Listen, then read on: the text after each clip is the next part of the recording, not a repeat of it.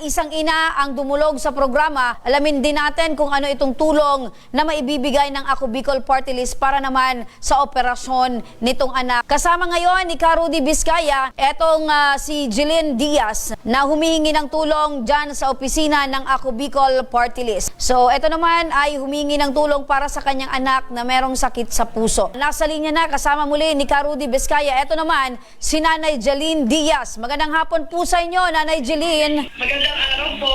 Apo, Nanay Jeline, kasama mo ngayon si Rudy. Kumusta po itong kalagayan po ng anak po ninyo? Bali po sa ngayon po, nagre-recover po rin siya.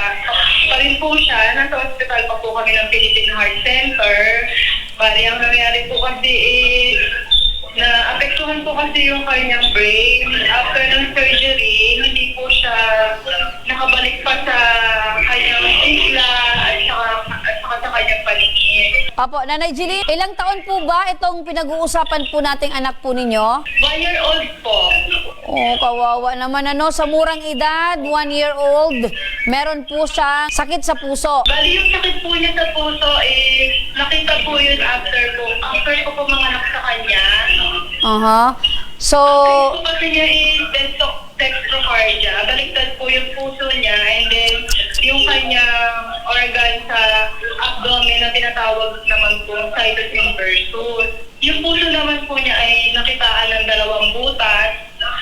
Nung nagpa-check up po kami sa heart center and then sabi sa amin kailangan din po siya lagyan ng pacemaker gawa nga po na yung kanyang heartbeat is irregular. Opo, Nanay, eto po bang anak po ninyo? Pang-ilan po ba ito? Bali, pangatlong ano po siya. Siya po yung bunso and siya lang po yung nagkaroon ng sakit sa puso. Opo, yung dalawa pong anak po ninyo, normal naman po. Opo, okay naman po sila. Opo, kumusta Nanay yung reaksyon ng katawan po ng bata since 1 year old pa lang, tapos sabi mo, iba po yung posisyon ng kanyang puso, meron pang butas. So, kumusta po yung reaksyon ng katawan po niya? So ngayon po kasi hindi pa po siya nakakakilos, nakahiga lang din po siya. Tapos yung feeding po niya naka-feeding tube po siya ngayon.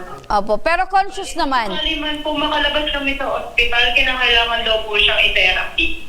Opo, pero conscious naman po yung bata, Nay? Okay naman po siya, okay na po yung heart niya. Opo. Yung heartbeat niya okay na rin po, gawa din po ng pacemaker. Opo, kumusta yung development po after ng operation? Okay naman po sa ngayon. So far nakikita ko naman po, may changes naman po doon sa eyesight niya. Kahit pa paano naman po, siguro nakakaani-aninag na. Compare po talaga nung una na nakasama po ulit namin siya. Opo, si Mr. po, Nay, ano po yung hanap buhay or trabaho? Ako po ma'am, appraiser po ako sa isang pawn shop. Okay. Tapos yung asawa ko po ay driver po siya sa isang company, private company. Opo, kumusta po yung kita po ninyo? Sapat po ba or kulang? Sapat naman po, kaya lang po kasi dahil sunod-sunod po yung nangyari sa anak ko na ganitong sakit, tapos na-hospital po siya. Kulang na po bali ang ginagawa ko na lang po nagbebenta na lang po ako ng mga pagkain na para lang po may pandagdag sa pang-araw-araw na panggastos, pambili ng gamot, ganun po, pangkain. Opo, so gumagawa po kayo ng paraan para po madagdagan man lang ang inyo pong kita. Kasi binabanggit nyo, sapat naman. So kung walang may sakit, sapat sana po sa pangangailangan. Ano po, Nay?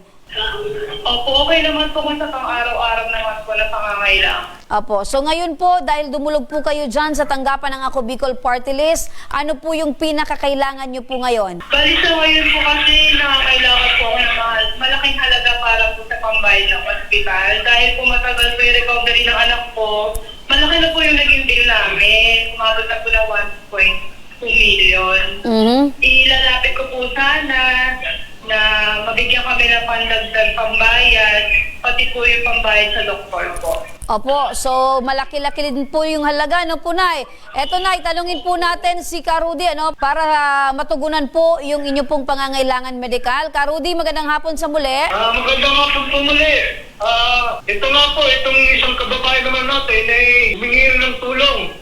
Kanina, maaga-maaga siya nandito sa ating tanggapan, dito sa North Gate, upang humingi ng tulong sa Ako Bicol Party List at sa programa natin. Ito nga ay pinakita rin niya sa akin ang kanyang dokumento para sa kanyang anak na may karamdamang sakit. At hindi ako nagdalawang isip. Tinawag kagad ako uli sa ating buting congressman o Congressman Saldico upang matulungan po ang ating kababayan. Opo. So, ano po yung tugon or kasagutan ni Congressman Saldi nung tumawag po kayo, Ka Rudy? Tuwang kagad ang ating buting congressman.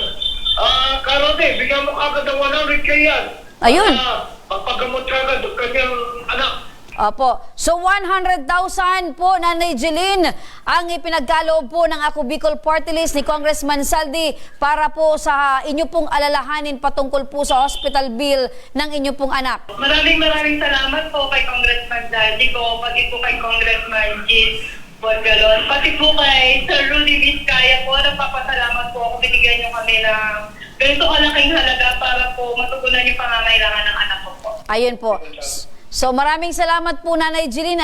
Panatilihin niyo po ang inyong pong katatagan dahil syempre ang lakas po ng bata ay syempre humuhugot din po siya sa kalakasan ng magulang. Maraming salamat po, Nanay. Maraming salamat din po sa Ako Bicol Tabang Ora mismo po. Thank you po. Thank you. Maraming salamat din po, Ka Rudy Vizcaya, ang coordinator ng Ako Bicol Party List dyan sa National Capital.